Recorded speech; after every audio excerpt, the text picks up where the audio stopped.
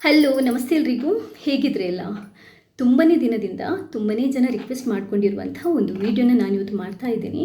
ಇದು ಏನು ಅಂತಂದರೆ hyper B P, hyper blood pressure, high B P ಅಥವಾ ಅಧಿಕ ರಕ್ತದೊತ್ತಡಕ್ಕೆ ಕೆಲವೊಂದು ಸಿಂಪಲ್ ಮನೆಮದ್ದನ್ನು ಹೇಳ್ಕೊಡ್ತಾ ಇದ್ದೀನಿ ಇವತ್ತು.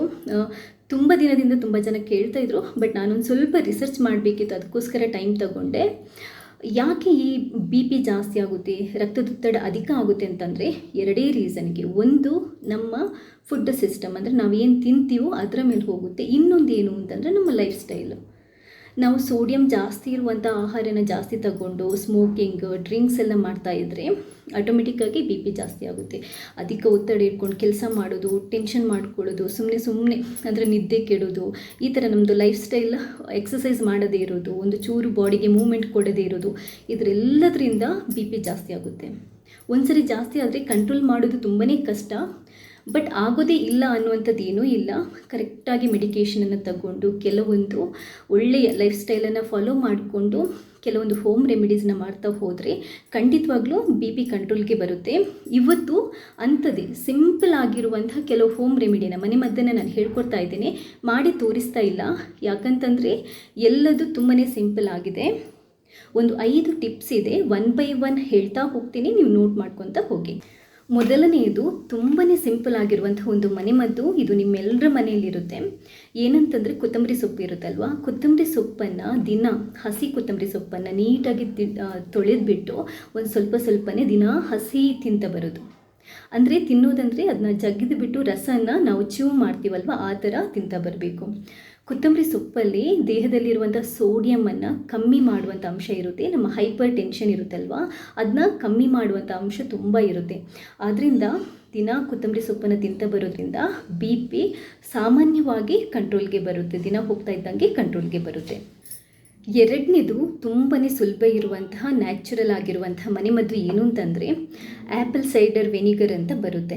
ಆ್ಯಪಲ್ದು ವೆನಿಗರ್ ಅಂತ ಬರುತ್ತೆ. ಅಂದರೆ ಹೊಟ್ಟೆ ಒಳಗಡೆ ತಗೊಳ್ಳೋದು 2 ವಿಧಾನದಲ್ಲಿ ಬರುತ್ತೆ. ಒಂದು ಮುಖಕ್ಕೆಲ್ಲ ಅಪ್ಲೈ ಮಾಡುವಂಥದ್ದು, ಇನ್ನೊಂದು ಕನ್ಸ್ಯೂಮ್ ಮಾಡುವಂಥದ್ದು, ಅಂದರೆ ನಾವು ಹೊಟ್ಟೆ ಒಳಗಡೆ ತಗೊಳ್ಳುವಂಥದ್ದು.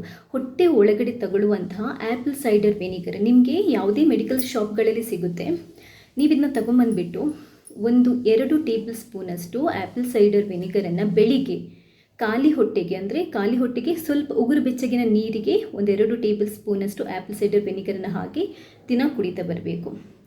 ಆದರೆ ಇದರಲ್ಲಿ ಒಂದು ಅಂಶ ಏನು ಅಂತಂದರೆ, ನೀವೇನಾದರೂ ಬಿ ಪಿಗೆ ಮೆಡಿಕೇಷನ್ ತಗೊತಾ ಇದ್ದರೆ ಇದನ್ನ ಮಾಡೋದು ಒಳ್ಳೆಯದಲ್ಲ. ಇನ್ನೊಂದು, ಅಸಿಡಿಟಿ ಪ್ರಾಬ್ಲಮ್ ಇದ್ದರೆ ಬೆಳಿಗ್ಗೆ ಖಾಲಿ ಹೊಟ್ಟೆಗೆ ಕುಡಿಬಾರ್ದು. ಊಟ ಆದ ನಂತರ ಅಥವಾ ಮಧ್ಯಾಹ್ನದ ಹೊತ್ತು ಏನಾದರೂ ತಿಂದುಬಿಟ್ಟು ಇದನ್ನ ಕುಡಿಯೋದು ಒಳ್ಳೆಯದು. ಬಟ್ ಯಾವುದಕ್ಕೂ ನೀವು ಇದನ್ನ ಮಾಡೋದಿದ್ರೆ ಒಂದ್ಸರಿ ನಿಮ್ಮ ಡಾಕ್ಟರ್ಗೆ ಕನ್ಸಲ್ಟ್ ಮಾಡ್ಕೊಂಡು ನೋಡಿ, ಅವ್ರು ಏನು ಸಜೆಸ್ಟ್ ಮಾಡ್ತಾರೆ ಆ ಥರ ಮಾಡ್ಬೋದು. ಬಟ್ ಇದು ಕೂಡ ಒಂದು ಅದ್ಭುತವಾಗಿರುವಂತಹ ಮನೆಮದ್ದು ಬಿ ಪಿನ ಕಂಟ್ರೋಲ್ ಮಾಡೋದಕ್ಕೆ. ಇನ್ನೊಂದು ಅಂದರೆ ಮೂರನೇದು ಅದ್ಭುತವಾಗಿರುವಂತಹ ಮನೆಮದ್ದು ಈ ಬಿ ಪಿ ಕಂಟ್ರೋಲಿಗೆ ಏನು ಅಂತಂದರೆ ಅದು ಈ ಚಕ್ಕೆ. ನಾವು ನಾರ್ಮಲ್ ಆಗಿ ಪಲಾವ್ಗೆ ಅಥವಾ ಬಿರಿಯಾನಿಗೆ, ಅಡುಗೆಗೆ ಯೂಸ್ ಮಾಡ್ತೀವಲ್ವ ಚಕ್ಕೆ, ಅದರ ಪುಡಿಯನ್ನು ನೀವು ಮಾಡಿಟ್ಕೊಂಡು ಒಂದು ಸ್ವಲ್ಪ ಚಿಟಿಕೆ ಪುಡಿಯನ್ನು, ಒಂದು ಚೂರು ಉಗುರು ಬೆಚ್ಚಗಿನ ನೀರು, ತುಂಬ ಬಿಸಿಯಾಗಿರೋ ನೀರಲ್ಲ, ಉಗುರು ಬೆಚ್ಚಗಿರುವ ನೀರಿಗೆ ಚಿಟಿಕೆ ಈ ಚಕ್ಕೆ ಪುಡಿಯನ್ನು ಹಾಕ್ಕೊಂಡು ಒಂದು ಸ್ವಲ್ಪ 1/4 ಟೇಬಲ್ ಸ್ಪೂನಷ್ಟು ಜೇನುತುಪ್ಪನ ಹಾಕ್ಕೊಂಡು ಮಿಕ್ಸ್ ಮಾಡಿ ಕುಡಿಬೇಕು. ಈ ಥರ ಮಾಡೋದ್ರಿಂದ ಕೂಡ ಬಿ ಪಿ ಕಂಟ್ರೋಲ್ಗೆ ಬರುತ್ತೆ. ಯಾಕಂತಂದರೆ ಈ ಚಕ್ಕೆಯಲ್ಲಿ ಬಿ ಪಿನ ಕಂಟ್ರೋಲ್ ಮಾಡುವಂಥ ತುಂಬಾ ಅಂಶಗಳಿರುತ್ತೆ. ಹಾಗೆಯೇ ನಮ್ಮ ದೇಹದಲ್ಲಿ ಜಾಸ್ತಿ ಸ್ಟೋರ್ ಆಗಿರುವಂತಹ ಸೋಡಿಯಂ ಇರುತ್ತಲ್ವ, ಅದನ್ನ ತೆಗೆಯುವಂಥ ಅಂಶಗಳು ತುಂಬಾ ಇರುತ್ತೆ. ಇದು ಕೂಡ ತುಂಬಾ ರಿಸರ್ಚಲ್ಲಿ ಪ್ರೂವ್ ಆಗಿರುವಂಥದ್ದು. ನೀವು ಇದನ್ನು ಕೂಡ ಟ್ರೈ ಮಾಡ್ಬೋದು. 4ನೇದು ಅದ್ಭುತವಾಗಿರುವಂಥ ಮನೆಮದ್ದು ಈ ಹೈಪರ್ ಬಿ ಪಿಯನ್ನು ಕಂಟ್ರೋಲ್ ಮಾಡಲಿಕ್ಕಿರೋದು ಏನು ಅಂತಂದರೆ ಇದು ಬೆಳ್ಳುಳ್ಳಿ ಮತ್ತು ಲಿಂಬೆ ರಸ ಇರುತ್ತಲ್ವ, ಇದರ ಒಂದು ಜ್ಯೂಸ್. ಬೆಳ್ಳುಳ್ಳಿ ಹೈಪರ್ ಬಿ ಪಿನ ಕಂಟ್ರೋಲ್ ಮಾಡಲಿಕ್ಕೆ ತುಂಬಾ ಒಳ್ಳೆಯದು. ಹಸಿ ಬೆಳ್ಳುಳ್ಳಿ, ನೀವು ಹಸಿ ಬೆಳ್ಳುಳ್ಳಿನ ಖಾಲಿ ಹೊಟ್ಟೆಗೆ 1 ಎಸಳು ದಿನ ತಿಂತ ಬಂದರೂ ಕೂಡ ನಿಮ್ಮ ಬಿ ಪಿ ಕಂಟ್ರೋಲ್ಗೆ ಬರುತ್ತೆ. ಇದಲ್ಲದೆ ಇದು ಬಾಡಿಯಲ್ಲಿರುವಂತಹ ಟಾಕ್ಸಿನ್ಸ್ಗಳನ್ನು ಕೂಡ ರಿಮೂವ್ ಮಾಡಲಿಕ್ಕೆ ತುಂಬಾ ಹೆಲ್ಪ್ ಆಗುತ್ತೆ. ಸೋಡಿಯಂ ಲೆವೆಲನ್ನು ಕೂಡ ಕಂಟ್ರೋಲ್ ಮಾಡಲಿಕ್ಕೆ ತುಂಬಾ ಹೆಲ್ಪ್ ಆಗುತ್ತೆ. ಇಲ್ಲದಿದ್ದರೆ ಒಂದು 3 ರಿಂದ 4 ಎಸಳು ಬೆಳ್ಳುಳ್ಳಿಯನ್ನು ಗುದ್ದಿಬಿಟ್ಟು ಸ್ವಲ್ಪ ಉಗುರು ಬೆಚ್ಚಗಿನ ನೀರಿಗೆ ಹಾಕಿ ಅದಕ್ಕೆ ಸ್ವಲ್ಪ 1 ಟೇಬಲ್ ಸ್ಪೂನಷ್ಟು ಲಿಂಬೆ ರಸ, ಆಮೇಲೆ ಒಂದು ಸ್ವಲ್ಪ ಹನಿ, 1/4 ಟೇಬಲ್ ಸ್ಪೂನಷ್ಟು ಹನಿಯನ್ನು ಹಾಕಿ ಮಿಕ್ಸ್ ಮಾಡಿ ಕುಡಿಯುವಂಥದ್ದು. ಸ್ವಲ್ಪ ಉಗುರು ಬೆಚ್ಚ ನೀರಿಗೆ ಇದನ್ನೆಲ್ಲ ಅಂದರೆ ಬೆಳ್ಳುಳ್ಳಿ, ಹನಿ ಮತ್ತು ಲಿಂಬೆ ರಸನ ಹಾಕಿಬಿಟ್ಟು ಮಿಕ್ಸ್ ಮಾಡಿ ಕುಡಿಯುವಂಥದ್ದು. ಇದನ್ನು ಕೂಡ ಮಾಡ್ತಾ ಬಂದರೆ, ದಿನ ನಾವು ಮಾಡ್ತಾ ಬಂದರೆ BP ತುಂಬಾ ಕಂಟ್ರೋಲಿಗೆ ಬರುತ್ತೆ. ಇದು ಕೂಡ ರಿಸರ್ಚಲ್ಲಿ ಪ್ರೂವ್ ಆಗಿರುವಂಥದ್ದು.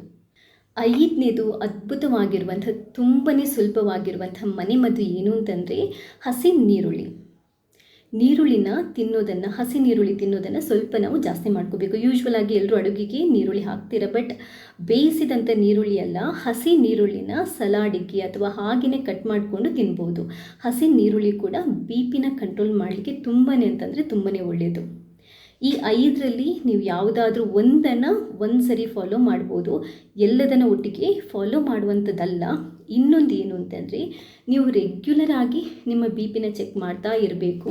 ಡಾಕ್ಟರ್ಗಳು ಏನಾದರೂ ಮೆಡಿಕೇಷನ್ ಕೊಟ್ಟಿದ್ದರೆ ಅದನ್ನ ನೀವು ಸ್ಕಿಪ್ ಮಾಡಬಾರ್ದು. ಈ ಮನೆಮದ್ದು ಮಾಡ್ತೀರಿ ಅಂತ ಅದನ್ನ ನೀವು ಸ್ಕಿಪ್ ಮಾಡಬಾರ್ದು. ಅದ್ರ ಜೊತೆಗೆ ಇದನ್ನ ನೀವು ಮನೆಮದ್ದನ್ನು ಯಾವುದನ್ನಾದರೂ ಫಾಲೋ ಮಾಡ್ತಾ ಇದ್ದರೆ ನಿಮಗೆ over the period of time ಏನಾಗುತ್ತೆ ಅಂತಂದರೆ ನಿಮಗೆ ಮೆಡಿಕೇಷನ್ ಬೇಕೇ ಆಗಿರಲ್ಲ, ಇದರಲ್ಲೇ ಕಂಟ್ರೋಲ್ ಆಗಿ ಹೋಗುತ್ತೆ. ಬಟ್ ಸದ್ಯಕ್ಕೆ ನೀವು ನಿಮ್ಮ ಮೆಡಿಕೇಷನನ್ನು ತಗೊಳ್ತಾ ಇರಬೇಕು. ಅದಾದ ನಂತರ ಇದು ಯಾವುದಾದ್ರೂ ಮಾಡೋದಿದ್ರೂ ಕೂಡ ಅಷ್ಟೇ, ನಿಮ್ಗೆ ಯಾರಾದರೂ ಡಾಕ್ಟರ್ ಹತ್ರ ಒಂದ್ಸರಿ ಕನ್ಸಲ್ಟ್ ಮಾಡ್ಕೊಳ್ಳಿ, ಅದು ಆಲ್ವೇಸ್ ಬೆಟರ್. ಎಲ್ಲದಕ್ಕಿಂತ ಜಾಸ್ತಿಯಾಗಿ ಏನು ಗೊತ್ತಾ, ಒಳ್ಳೆ ನಿದ್ದೆ, ಟೆನ್ಷನನ್ನು ಜಾಸ್ತಿ ತಗೋಬಾರ್ದು. ಸ್ಮೋಕಿಂಗ್ ಇದ್ದರೆ ಅದನ್ನ ಬಿಡಬೇಕು. ಆಲ್ಕೋಹಾಲ್ ಡ್ರಿಂಕ್ಸ್ ಮಾಡೋದಿದ್ರೆ ಅದನ್ನ ಕಮ್ಮಿ ಮಾಡಬೇಕು. ಜಾಸ್ತಿ ಫ್ರೈ ಆಗಿರುವಂಥದ್ದು, ಖಾರ ಇರುವಂಥದ್ದು ತಿನ್ನಬಾರ್ದು. ಇದು ತರಕಾರಿ ಮತ್ತು ಹಣ್ಣು ಹಂಪಲುಗಳನ್ನು ಜಾಸ್ತಿ ತಿನ್ನಬೇಕು, ಫೈಬರ್ ಇರುವಂಥದ್ದು. ಈ ಥರ ನಾವು ಹೆಲ್ದಿ ಲೈಫ್ ಸ್ಟೈಲನ್ನು ಫಾಲೋ ಮಾಡ್ಕೊಂಡಿದ್ರೆ ಖಂಡಿತವಾಗ್ಲೂ BP ಕಮ್ಮಿ ಆಗುತ್ತೆ. ಇನ್ನೊಂದು ಇಂಪಾರ್ಟೆಂಟ್, ಯಾರು ಜಾಸ್ತಿ ಕೂತೇ ಇರ್ತಾರೆ, ಒಂದು ಸ್ವಲ್ಪ ಕೂಡ ಮೂವ್ ಆಗಲ್ಲ, ದಿನ ಕೂತ್ಕೊಂಡು TV ನೋಡೋದು, ಎಕ್ಸಸೈಸ್ ಮಾಡದೇ ಇರೋದು, ಇಂಥವರಿಗೆಲ್ಲ BP ಜಾಸ್ತಿ ಬರೋದು. ಆದ್ದರಿಂದ ದಿನಕ್ಕೆ ಒಂದು ಅರ್ಧ ಗಂಟೆ ಆದರೂ ನಾವು ವಾಕ್ ಹೋಗಬೇಕು ಅಥವಾ ಏನಾದರೂ ಒಂದು ಎಕ್ಸಸೈಸ್ ಮಾಡಬೇಕು. ಅಟ್ಲೀಸ್ಟ್ ಸ್ಟಾರ್ಟಿಂಗ್ ನಾವು ಅರ್ಧ ಗಂಟೆಯಿಂದ ಸ್ಟಾರ್ಟ್ ಮಾಡಬೇಕು. ನೀವು ಎಷ್ಟು ಜಾಸ್ತಿ ಎಕ್ಸಸೈಸ್ ಮಾಡ್ತೀರಾ ಅಷ್ಟು ಬೇಗ ನಿಮ್ಮದು BP ಕಂಟ್ರೋಲ್ಗೆ ಬರುತ್ತೆ. ಯಾವಾಗಲೂ ನಮ್ಮ ಬಾಡಿ ಮೂಮೆಂಟಲ್ಲಿದ್ದಾಗ ನಾವು ಹೆಲ್ದಿಯಾಗಿರ್ತೇವೆ. BPನೂ ಇರಲ್ಲ, ಶುಗರು ಇರಲ್ಲ. ಕೂತ್ಕೊಂಡು ಜಂಕ್ ಫುಡ್ಗಳನ್ನು ತಿಂದ್ಕೊಂಡು TV ನೋಡಿಕೊಂಡು ಹಾಗೆ ಆಲಸ್ಯದಿಂದ ನಾವು ಟೈಮ್ ಸ್ಪೆಂಡ್ ಮಾಡ್ತಾಯಿದ್ರೆ BPನೂ ಬರುತ್ತೆ, ಶುಗರು ಬರುತ್ತೆ. ಅದು ನಾನು ಯಾರಿಗೂ ಹೇಳಬೇಕಾಗಿಲ್ಲ, ಕಾಮನ್ ಆಗಿ ಎಲ್ರಿಗೂ ಗೊತ್ತಿರುವಂಥದ್ದು. ಆದ್ದರಿಂದ ಈ ಎಲ್ಲ ಮೆಡಿಕೇಷನ್ ಏನು ಮಾಡ್ತೀರಾ ಅದರ ಜೊತೆಗೆ ಸ್ವಲ್ಪ ಎಕ್ಸಸೈಸ್ ವರ್ಕೌಟ್ ಮಾಡಿದರೆ ತುಂಬಾ ಒಳ್ಳೆಯದು. ಎಲ್ಲ ಥರದ ಆರೋಗ್ಯ ಸಮಸ್ಯೆಗಳು ಕೂಡ ನಾವು ವರ್ಕೌಟ್ ಎಕ್ಸಸೈಸ್ ಮಾಡೋದ್ರಿಂದ ಕಂಟ್ರೋಲ್ಗೆ ಬರುತ್ತದು, ನಿಮಗೆಲ್ರಿಗೂ ಗೊತ್ತಿರುವಂಥದ್ದು. ನನ್ನ ಈ ವಿಡಿಯೋ ನಿಮ್ಗೆ ಇಷ್ಟ ಆಗಿದ್ದಲ್ಲಿ ಲೈಕ್ ಮಾಡಿ, ಹಾಗೆಯೇ ತುಂಬ ಜನರಿಗೆ ಇದರ ಇನ್ಫಾರ್ಮೇಷನ್ ಬೇಕಾಗುತ್ತೆ, ಮರೆಯದೆ ಶೇರ್ ಮಾಡಿ. ಹಾಗೆಯೇ ಇಲ್ಲಿ ತನಕ ನೀವು ಯಾರಾದರೂ ನನ್ನ ಚಾನೆಲ್ಗೆ ಸಬ್ಸ್ಕ್ರೈಬ್ ಆಗಿಲ್ಲದಿದ್ದರೆ ಸಬ್ಸ್ಕ್ರೈಬ್ ಆಗಿ, ಯಾಕಂತಂದರೆ ನಾನು ಹಾಕುವಂತಹ ಎಲ್ಲ ವೀಡಿಯೋಗಳನ್ನು ನೀವು ಮಿಸ್ ಮಾಡದೆ ನೋಡ್ಕೋಬೋದು. ಥ್ಯಾಂಕ್ಸ್ ಎಲ್ರಿಗೂ. ಇದರ ಹೊರತಾಗಿ ನಾನು ಕೊಡ್ತಾ ಇರುವಂಥ ಎಡಿಷ್ನಲ್ ಟಿಪ್ಸ್ ಅದೇನು ಅಂತಂದರೆ, ಖುಷಿಯಾಗಿರಿ, ಕೆಲಸ ಮಾಡ್ತಾಯಿರಿ ಅಥವಾ ವರ್ಕೌಟ್ ಮಾಡ್ತಾಯಿರಿ, ಹೆಲ್ದಿ ಲೈಫ್ ಸ್ಟೈಲನ್ನು ಪ್ರಾರಂಭಿಸಿ, ಕೆಟ್ಟ ಚಟಗಳಿಂದ ದೂರ ಇರಿ, ಚೆನ್ನಾಗಿ ನಿದ್ದೆ ಮಾಡಿ, ಖುಷಿಯಾಗಿ ಹ್ಯಾಪಿಯಾಗಿರಿ. BPನೂ ಕಂಟ್ರೋಲ್ಗೆ ಬರುತ್ತೆ, ನೀವು ಕೂಡ ತುಂಬಾ ಹೆಲ್ದಿಯಾಗಿ ಬಿಡ್ತೀರಾ. ಥ್ಯಾಂಕ್ಸ್ ಎಲ್ರಿಗೂ.